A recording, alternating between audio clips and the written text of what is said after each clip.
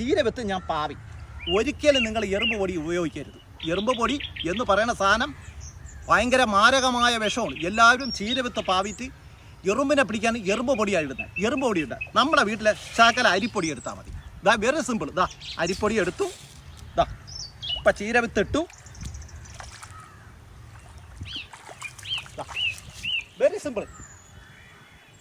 എറുമ്പ് പൊടിയൊന്നും കൊണ്ടിട്ട് വിഷമൊന്നും കൊണ്ടിട്ട് ഇല്ലാതാക്കി കളയൽ നമുക്ക് വിഷമാണ്. എറുമ്പ് പൊടി ഒരിക്കലും ഇടരുത്. ഇതാ ഒരു തടത്തിലിട്ടു. അടുത്തതായി ഈ തടത്തിലും പച്ചരിപ്പൊടി ആണ് ഇടുന്നത്.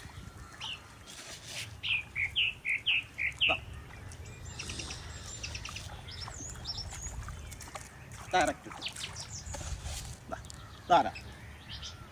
പച്ചരിപ്പൊടി കണ്ടാ ലൈവായിട്ട് കണ്ടോളൂ. പച്ചരിപ്പൊടി ഇട്ടേക്കേ.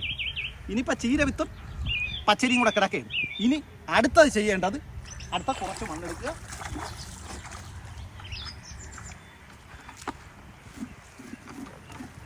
ഒരു ബക്കറ്റിനകത്ത് മണ്ണെടുക്കുക. ഇതാ ഇതിൻ്റെ പുറത്ത് ചീരവിത്ത് മൂടാൻ വേണ്ടി വിത്ത് ഒന്ന് മറയാൻ വേണ്ടി ചെറുതായിട്ട് ഒന്ന് മണ്ണ് തൂറ്റി കൊടുക്കുക.